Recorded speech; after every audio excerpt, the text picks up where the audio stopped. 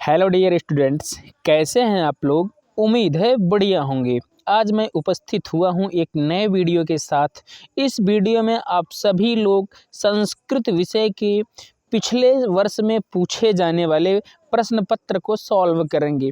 इसमें बहुविकल्पीय प्रश्नों को सॉल्व कराया जाएगा और जो 20 बहुविकल्पीय प्रश्न जिसका उत्तर आप सभी को ओएमआर शीट पर देना रहता है, उन प्रश्नों को सॉल्व करेंगे और आगे 2025 में किस प्रकार से प्रश्न पूछे जाएंगे इसके विषय में भी थोड़ा सा चर्चा करेंगे। आप सभी लोग वीडियो को पर बने रहिएगा, लास्ट तक वीडियो अवश्य देखिएगा और लास्ट में अपना रिव्यू अवश्य दीजिएगा। चलिए हम प्रश्न की तरफ चलते हैं।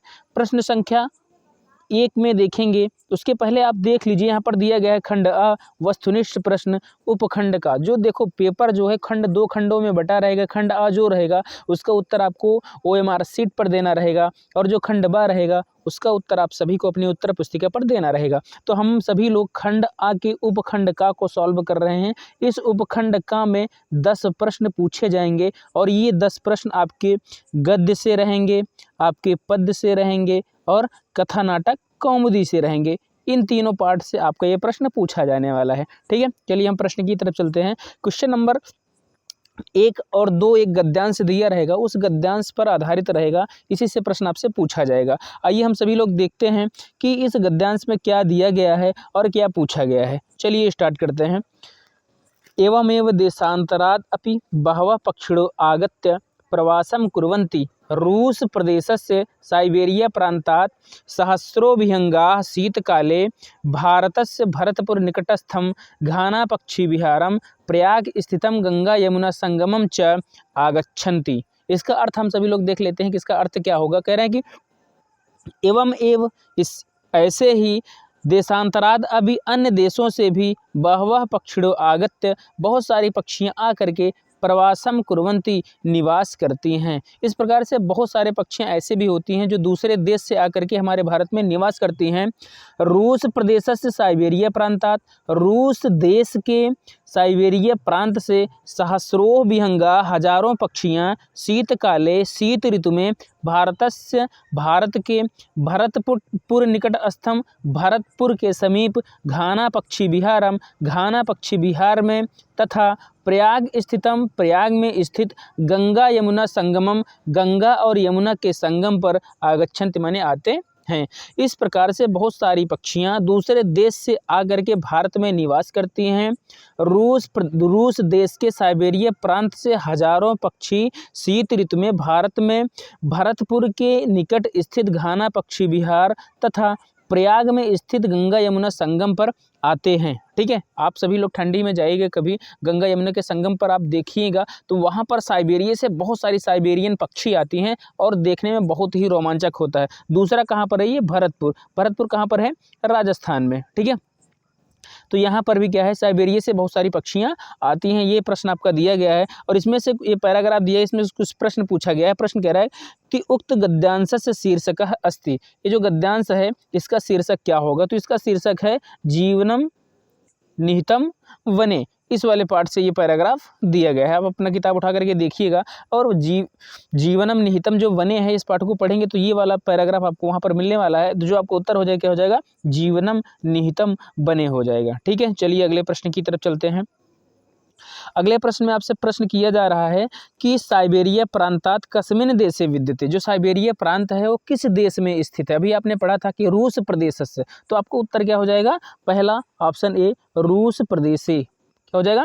रूस प्रदेश से आपका उत्तर हो जाएगा। ठीक है, चलिए अगले प्रश्न की तरफ चलते हैं। अगला प्रश्न कह रहा है कि रविंद्रनाथस्य जन्म कुत्र अभवत। रविंद्रनाथ का जन्म कहाँ हुआ था? तो जो इसका उत्तर है वो हो जाएगा कलिकाता नगरे। रविंद्रनाथ टैगोर का जन्म कहाँ पर हुआ था? कलकत्ता नगर में हुआ था। ठीक है, चलिए अगले प्रश्न की तरफ चलते हैं। अगला प्रश्न कर रहा है कस्य बुद्धि चलती। किसकी बुद्धि चलती है? तो ये हो जाएगा आपका सक्तस्य बुद्धि चलती। ठीक है, क्या हो जाएगा? सक्तस्य बुद्धि चलती। इसके लिए एक श्लोक है क्षांति सौख्यम। कहाँ से है? क्षांति सौख्यम इस नामक पाठ से ये लिया गया है। क्षांति सौख्यम इससे लिया गया है। यहाँ पर एक श्लोक है सक्तस्य बुद्धि चलती मोहजाल विवर्धिनी मोहजालावृतो दुखम ये चामोत्र च स्नुते। ये दिया गया है, तो वहीं से आपसे पूछा गया है कि कस्य बुद्धि चलति, तो जो आपका उत्तर हो जाएगा सक्तस्य बुद्धि चलति। ठीक है, चलिए अगले प्रश्न की तरफ चलते हैं। प्रश्न नंबर 5। प्रश्न नंबर 5 में आपसे पूछा जा रहा है कि धीमताम कालो गच्छति। क्या प्रश्न किया जा रहा है? धीमताम कालो गच्छति। धीमताम माने होते हैं बुद्धिमान, बुद्धिमानों का समय कैसे व्यतीत होता है, तो आपको उत्तर हो जाएगा काव्यशास्त्र विनोदेन। ये आप पढ़ोगे कि काव्यशास्त्र विनोदेन कालो गच्छति धीमताम व्यसनेन च मूर्खाणाम निद्रया कलहेन व। ये सूक्ति सुधा से लिया गया है। ठीक है, कहाँ से है? सूक्ति सुधा से है। वहाँ से जाकर के आप इसको पढ़ लीजिएगा, आपको पता चल जाएगा कि किस वाली लाइन से कौन सा प्रश्न पूछा गया है। तो पूछ रहा है कि जो धीमताम है उनका समय कैसे व्यतीत होता है, तो काव्यशास्त्र विनोदेन व्यतीत होता है। अगर आपसे पूछ लिया जाए कि जो मूर्खाणाम, जो मूर्ख हैं, उनका समय कैसे व्यतीत होता है, इसमें से तीनों ऑप्शन सही हो जाएगा। ठीक है, लेकिन अभी आपका उत्तर क्या है? काव्यशास्त्र विनोदेन। ठीक है, चलिए अगले प्रश्न की तरफ चलते हैं। अगला प्रश्न पूछ रहा है कि श्रद्धावान किम लभते। तो इसका एक श्लोक है, सबसे पहले उत्तर जान लीजिए। जो उत्तर हो जाएगा क्या हो जाएगा? ज्ञानम हो जाएगा। ये श्लोक कहाँ से लिया गया है? गीतामृतम से लिया गया है। ठीक है, गीतामृतम में भगवान श्री कृष्ण जी अर्जुन को उपदेश देते हुए कहते हैं कि श्रद्धावान लभते ज्ञानम तत्परः संयतेन्द्रियः ज्ञानम लब्ध्वा परम शांतिम अचिरेणाधिगच्छति। श्रद्धावान लभते ज्ञानम। ठीक है, अगले प्रश्न की तरफ चलते हैं। कस्य मार्गः नास्ति। किसके लिए मार्ग नहीं होता है? जो आपको उत्तर हो जाएगा अदृष्टेय मार्गः नास्ति। जिसके पास दृष्टि नहीं होती है उसके लिए कोई मार्ग नहीं है। भाई जिसको कुछ दिखाई नहीं दे रहा, जिसके पास आंखें नहीं है, तो कहीं भी चला जाएगा, गड्ढे में गिर जाएगा, कुएं में गिर पड़ेगा, सड़क के किनारे ही चला जाएगा, है ना, किसी के खेत में चला जाएगा, किसी के घर में घुस जाएगा, क्योंकि उसको दिखाई नहीं पड़ रहा है। तो जो अदृष्ट होता है, जिसके पास आंखें नहीं होता है, उसके लिए क्या होता है? कोई भी मार्ग नहीं होता है। ठीक है, अच्छा ये कहाँ से लिया गया है? जब आप देखोगे एक पाठ है वृक्षाणाम चेतनत्वम। क्या है? वृक्षाणाम चेतनत्वम। इस पाठ को पढ़ोगे तो वहां पर ये प्रश्न किया गया है कि जब वृक्षों के पास आंखें नहीं है तो वो कैसे आप कह सकते हो कि ये प्राणी है। ठीक है, तो उसका उत्तर देते हुए बताएंगे, आप पढ़ लीजिए उसको। चलिए हम अगले प्रश्न की तरफ चलते हैं। अगला प्रश्न कर रहा है कि सुपारगः कः आसीत। सुपारग कौन था? तो सुपारग एक नौसारथी था। ठीक है, सुपारग कौन था? सुपारग नौसारथी था। अच्छा ये कहाँ से लिया गया है? तो आपकी एक कथा नाटक कौमुदी जब आप पढ़ोगे नाटक वाला पाठ, तो वहाँ पर एक पाठ है जिसका नाम है धैर्य धनाः ही साधवः। ठीक है, धैर्य धनाः ही साधवः। वहाँ पर आप पढ़ोगे जो बोधिसत्व थे वही बोधिसत्व सुपारग के रूप में जन्म हुए थे, जो एक नाविक थे। ठीक है, तो क्या थे? नौसारथी थे।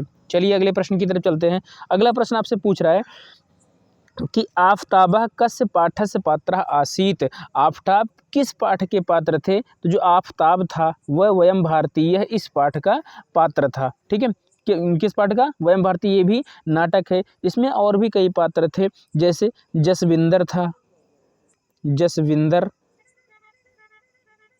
आफताब तो था ही, इसके अलावा दीपक था, दीपक के अलावा पीटर था। ये सभी पात्र कहाँ के थे? ये सभी पात्र थे वयम भारतीय इस पाठ के। इस पाठ में आपको दिखाया गया है कि एक ही देश में रहने वाले सभी लोग अलग अलग धर्मों को मानते हैं, एक दूसरे के साथ द्वेष रखते हैं, लेकिन जब आवश्यकता पड़ती है तो हमारे देश के सभी लोग एक दूसरे के काम आते हैं। सबसे पहले हम सभी लोग भारतीय हैं, उसके बाद अन्य जाति पात में बटे हुए हैं। ठीक है, आगे देखिए अगले प्रश्न की तरफ चलते हैं। Question number 10। रमानाथाय रक्तम अददात। रमानाथ को रक्त दिया। रमानाथ को रक्त किसने दिया था? तो रमानाथ को किसने दिया था? सुमेधा ने दिया था। सुमेधा कौन थी? तो रमानाथ की ये बड़ी बहू थी। क्या थी? बड़ी बहू थी। ये कहाँ से लिया गया है? ये यौतुकः पाप संचयः से लिया गया है। एक पाठ है कथा नाटक कौमुदी में जिसमें है यौतुकः पाप संचयः। ठीक है, यौतुक माने होता है दहेज। दहेज क्या है? पाप का संचय। इसमें होता क्या है कि रमानाथ और उनकी पत्नी रंभा सभी लोग मिल करके इसको प्रताड़ित करते रहते हैं, सुमेधा को प्रताड़ित करते रहते हैं, और लास्ट में जब इनको काम पड़ता है तो यही अपना रक्त, सुमेधा ही उनको अपना रक्त प्रदान करती है। ठीक है, चलिए आगे बढ़ते हैं। आगे कर रहे हैं कि उपखंड खा। जो उपखंड खा है ये कहाँ से है? व्याकरण से है। ठीक है, व्याकरण से आपका 10 प्रश्न पूछा जाएगा। आप देख लीजिए 10 प्रश्न के लिए आपको गद्य भी पढ़ना पड़ा, पद्य भी पढ़ना पड़ा और कथा नाटक कौमुदी भी पढ़ना पड़ा, लेकिन जो व्याकरण है उपखंड, सिर्फ व्याकरण को पढ़ लेने से आपको 10 नंबर बड़े आराम से मिलने वाला है। ठीक है, चलिए इस प्रश्न को हम सॉल्व करते हैं और देखते हैं कि उपखंड ख में किस प्रकार के प्रश्न पूछे गए हैं, उसका उत्तर क्या होगा। ठीक है, क्वेश्चन नंबर 11 कह रहा है कि एच प्रत्याहार के वर्ण है। एक प्रत्याहार दिया गया है एच और पूछ रहा है कि इसके कौन कौन से वर्ण आते हैं। तो आप माहेश्वर सूत्र पढ़े होंगे, ए ओंग और ऐ औच, ये आपने पढ़ा है। तो इसमें ए और च को मिलाने से क्या हुआ है, एच प्रत्याहार हुआ है। ठीक है, तो आपको पता ही है कि जो हलंत अक्षर होता है उसी की काउंटिंग नहीं होती है। तो ये 2 अक्षर का दिया बचा क्या, ए ओ ऐ औ। अब 4 ऑप्शन दिए गए, चारों ऑप्शन में से किस ऑप्शन में ये चारों अक्षर दिया गया है, तो जो आपका उत्तर है वो क्या हो जाएगा, ऑप्शन सी हो जाएगा। ठीक है, जो आपका उत्तर हो जाएगा क्या हो जाएगा, ऑप्शन सी हो जाएगा। और ऑप्शन सी के अंतर्गत क्या आ रहा है, ऑप्शन सी के अंतर्गत आ रहा है ए ओ ऐ औ, ये चारों आ रहा है। ठीक है, चलिए अगले प्रश्न की तरफ चलते हैं। टा का उच्चारण स्थान है, टा अक्षर है, टा का अक्षर का उच्चारण स्थान पूछ रहा है क्या होगा। तो आप लोगों ने एक सूत्र पढ़ा होगा, ऋतु रसाणाम मूर्धा। ठीक है, ऋतु रसाणाम मूर्धा, टा वर्ग के जितने अक्षर आएंगे, टाठा डा डा री और रा और शा, इतने अक्षरों का जो उच्चारण स्थान है क्या है, वो मूर्धा हो जाएगा। तो आपका जो उत्तर है क्या हो जाएगा, ऑप्शन बी सही हो जाएगा। ठीक है, चलिए अगले प्रश्न की तरफ चलते हैं। क्वेश्चन नंबर 13 कह रहा है कि त्वम पठ में संधि है, त्वम पठ में संधि है। तो एक सूत्र आपने पढ़ा होगा, मो अनुस्वारा कह रहा है कि यदि कोई पद हो, पद के अंत में माँ हो और उसके बाद कोई भी व्यंजन आता है तो माँ का अनुस्वार हो जाता है। और यहाँ पर क्या है, यहाँ पर है त्वम धन पठ, ऐसे है। अब आप इसको देख लीजिए, ये क्या है, पद है। अच्छा, पद किसे कहते हैं, किसी भी रूप को पढ़ने में जो अक्षर आता है वो पद कहलाता है। जो भी रूप पढ़ते हैं जैसे बालकः, रामा, त्वम, अहम, ये सभी क्या है, पद है। तो यहाँ पर क्या है, त्वम में अंतिम अक्षर पद है और अंतिम अक्षर क्या है, माँ है। तो माँ के बाद क्या आ रहा है, व्यंजन आ रहा है। तो ऐसी सिचुएशन में जो माँ है, माँ को हटाएंगे और माँ के स्थान पर अंक की बिंदी रख देंगे, वही अंक की बिंदी आपको यहाँ पर दिख रहा है। तो जो आपका उत्तर है वो उत्तर क्या हो जाएगा, इसके आधार पर अनुस्वार संधि हो जाएगा। ठीक है, मो अनुस्वारा सूत्र से क्या हो जाएगा, अनुस्वार संधि हो जाएगा। ठीक है, अगले प्रश्न की तरफ चलते हैं। अगला प्रश्न देखते हैं, क्वेश्चन नंबर 14 में क्या पूछा गया है। क्वेश्चन नंबर 14 में कह रहा है कि संकल्पः का संधि विच्छेद है, संकल्पः का संधि विच्छेद है। जो आपको उत्तर हो जाएगा ऑप्शन सी हो जाएगा, सम धन कल्पः। ठीक है, क्या हो जाएगा, सम धन कल्प। अच्छा, ये कौन सा सूत्र है, तो ये पर सवर्ण है। कौन सी संधि है, ये पर सवर्ण संधि है। ठीक, ये पर सवर्ण संधि है। पर सवर्ण क्या कहता है, पर सवर्ण कहता है कि यदि अनुस्वार हो और अनुस्वार के बाद य प्रत्याहार का कोई अक्षर हो। ठीक है, य में क्या आता है, श श स हा, इन 4 को छोड़ करके जितने भी व्यंजन होते हैं सभी व्यंजन इसके अंतर्गत आ जाएंगे। कहने का मतलब एक 23 अक्षर जो व्यंजन हैं, यदि इस अनुस्वार के बाद आता है तो होता क्या है, जो बाद वाला अक्षर रहता है, प्लस के बाद वाला अक्षर रहता है, उसका पंचमाक्षर हो जाता है। हम इसको सॉल्व करके देखते हैं। आप देख लीजिए, इसमें क्या किया गया है, समधन कल्पः दिया गया है। ऐसे सिचुएशन में आप यहाँ पर सा है, सा में अंक की बिंदी आपको दिख रहा है, अनुस्वार दिख रहा है। इसके बाद जो का है, का भी यह प्रत्याहार के अंतर्गत आता है। तो ऐसी सिचुएशन में का वर्ग का जो अंतिम अक्षर होगा वो क्या होगा, अंगा होगा। ठीक है, तो जो सम है अंक की बिंदी के स्थान पर क्या हो जाएगा, अंगा हो जाएगा। यही आपको यहाँ पर दिख रहा है, अंगा। ठीक है, तो कौन सी संधि हो जाएगा, ये पर सवर्ण संधि हो जाएगा। और उत्तर कौन सा आपका इसमें हो जाएगा, उत्तर हो जाएगा संकल्पः, ये वाला ऑप्शन सी सही हो जाएगा। ठीक है, आइए अगले प्रश्न की तरफ चलते हैं। क्वेश्चन पूछ रहा है, भगवते पद किस विभक्ति एवं वचन का रूप है। तो इसका जो उत्तर हो जाएगा आप लोगों का, वो हो जाएगा ऑप्शन बी, चतुर्थी विभक्ति एक वचन। भगवन आप रूप पढ़ लीजिएगा, भगवन का। ठीक है, भगवन का रूप आप पढ़ोगे तो वो क्या होगा, चतुर्थी विभक्ति एक वचन के अंतर्गत आएगा। आगे चलते हैं, अगले प्रश्न की तरफ चलते हैं। क्वेश्चन नंबर 16 कह रहा है कि सरित पद का तृतीय विभक्ति एक वचन रूप है। ठीक है, इस प्रश्न का जो उत्तर होगा वो क्या हो जाएगा, सरिता हो जाएगा। ठीक है, ये हो जाएगा। और इसमें और भी देख लीजिए, ये क्या है, ये द्वितीय विभक्ति का है, ये क्या है, ये द्वितीय विभक्ति का है। और ये क्या है सरिता, ये षष्ठी विभक्ति का है, षष्ठी। ये चतुर्थी का है, ये चतुर्थी विभक्ति का है। ठीक है, इसमें से अगली बार आपसे कुछ भी पूछा जाता है तो आप इसमें बता सकते हैं। अगले प्रश्न की तरफ हम चलते हैं।